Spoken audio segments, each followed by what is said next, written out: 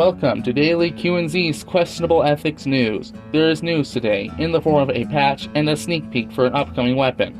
First, let's go over the patch notes. Starting us off is Soldier. His antimatter got buffed, adding back the knockback he used to have. However, it now has a minus 25 health penalty.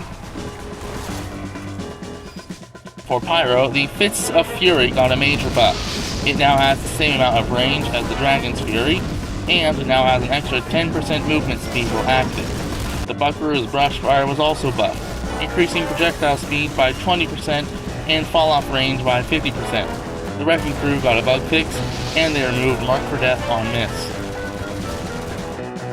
For Demo Man, the Ullapool Caver was fixed and buffed. They fixed the old damage buff being applied to the weapon and not the explosion it creates. They also increased its blast damage by 24%. For Heavy, the Bellowing Boar has a new spin-up sound.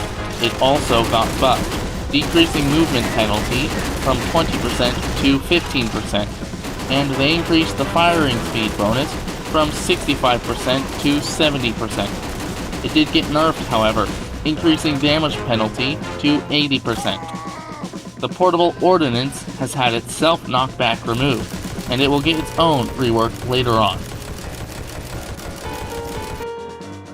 For Engineer, the Arty Man no longer has a wrench firing speed penalty. The Artillery Sentry that comes with it has had its range increased by 15%. However, you can no longer use the Wrangler when also using this wrench. The Macro Manager also got buffed, adding a solid plus 25 health bonus. For Sniper, the Brain Blaster got a full rework.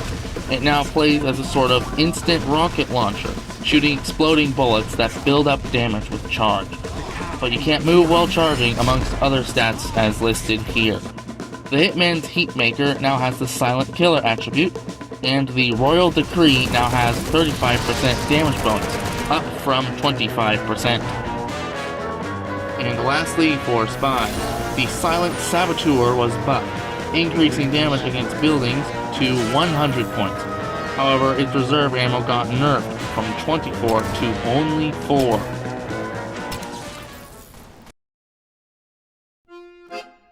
And as for sneak peeks, Quinn's posted an image of this model, probably made in Blender. The stats and who it's for are unknown at the moment.